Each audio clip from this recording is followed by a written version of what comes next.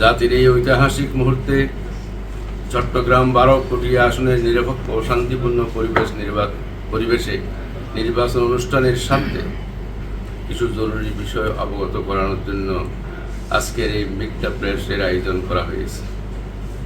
1. সংশ্লিষ্ট সকলের আন্তরিক প্রচেষ্টা থাকা সত্ত্বেও ভোটারদের প্রভাবিত করার জন্য প্রক্রিয়ার বিভিন্ন ইউনিয়নে একটি প্রভাবশালী রাজনৈতিক দল থেকে অন্য দলের রাজনৈতিক নেতাকর্মীদের হুমকি প্রদর্শন ও ভোটারদের ভয়ভীতি প্রদর্শন করা অব্যাহত রয়েছে, যা সুষ্ঠু ভোটের পরিবেশ তথা লেভেল প্লেয়িং ফিল্ড তৈরির ক্ষেত্রে হুমকি স্বরূপ। 2. গতকালও আজকের বিভিন্ন পাড়া মহল্লায় একটি বিশেষ রাজনৈতিক দলের পক্ষ থেকে ব্যাপকভাবে নগদ টাকা বিতরণের মাধ্যমে ভোট কেনা ও ভোটারদের প্রভাবিত করার অপচেষ্টা চলছে। এসব হুমকির কারণে অনেক এলাকায় হিন্দু, বুদ্ধ তথা অন্য ধর্মাবলম্বী ভোটারসহ অন্যান্য সাধারণ ভোটাররা নিরাপত্তার আশঙ্কায় ভোট কেন্দ্রে যাওয়ার ব্যাপারে সিদ্ধান্তহীনতায় আছে বলে আমরা জানতে পেরেছি। একটি বিশেষ রাজনৈতিক দলের পক্ষ থেকে বিভিন্ন ইউনিয়নে কিছু ভাড়াটে সন্ত্রাসী অস্ত্র নিয়ে ভোট কেন্দ্র দখল করবে বা ভোট কেন্দ্রে প্রভাবিত করার পরিকল্পনার কথাও স্থানীয় লোকজনের মুখে শোনা যাচ্ছে। এই কারণে সাধারণ ভোটাররা নিরাপত্তা নিয়ে উদ্বিগ্ন। 5.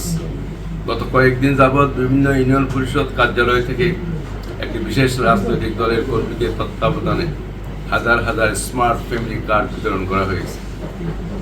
এসব কার্ড বিতরণকারী কার্ড গ্রহীতাদেরকে ধানের শীষে ভোট দেওয়ার জন্য অঙ্গীকার নেওয়া হয়েছে এবং আশ্বাস দেওয়া হয়েছে যদি ধানের শীষে ভোট দেয় তাহলে এরকম আরও কার্ড অন্যদেরকে দেওয়া হবে। নির্বাচনের ঠিক আগ মুহূর্তে এই ধরনের কার্যক্রম নির্বাচনী ফলাফলকে ধানের শীষের পক্ষে নেওয়ার অপকৌশল বলে আমরা মনে করি। এই বিষয়ে প্রশাসনকে অবহিত করার পরেও কোনো ধরনের কার্যকর পদক্ষেপ নেওয়া হয়নি। অতএব ভোট প্রদান করা সকল নাগরিকের সাংবিধানিক অধিকার। এই অধিকারে যে বা যারা হস্তক্ষেপ করবে তাদেরকে ছাত্র জনতা প্রতিহত করবে।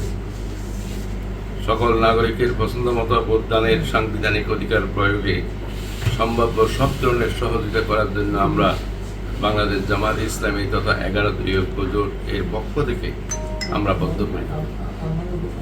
মার্কাজ যার যার উৎসব সবার এই স্লোগানকে ধারণ করে সকল রাজনৈতিক দলের নেতা কর্মী, আইন শৃঙ্খলা বাহিনী, প্রশাসনের সকল কর্মকর্তা, সকল সাংবাদিক বন্ধুগণ সহ সংশ্লিষ্ট সকলের বিনীত নিবেদন করছি, জুলাই গণ অভ্যুত্থানের মাধ্যমে অর্জিত এই ভোটের অধিকারকে ক্ষতিগ্রস্ত করে এই ধরনের কার্যক্রম থেকে বিরত থাকা ও বিরত রাখার ব্যাপারে কার্যকরী উদ্যোগ গ্রহণ করার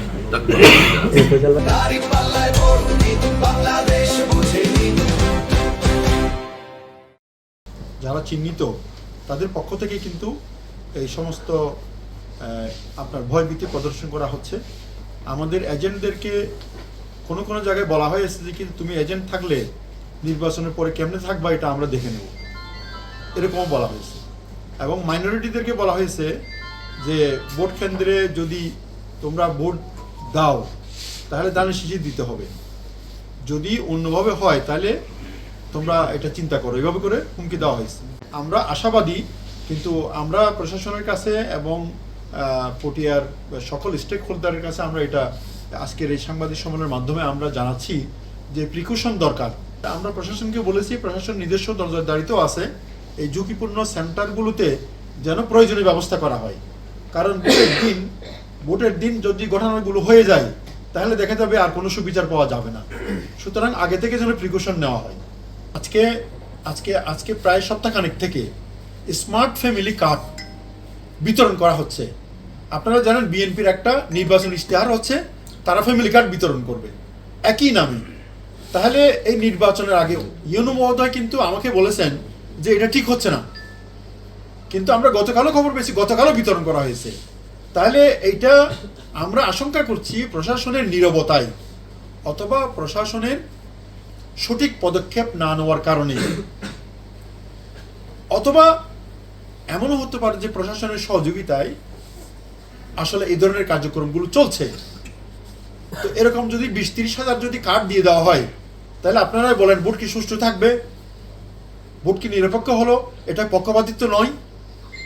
তো আমাদের মাননীয় প্রধান উপদেষ্টা সহ পুরো জাতি, পুরো সরকার সবাই বলতেছে এবার একটা ইতিহাসের শ্রেষ্ঠ নির্বাচন হবে। এই শ্রেষ্ঠ নির্বাচনের আগে এই ধরনের কার্ডগুলো কেন বিতরণ করা হচ্ছে?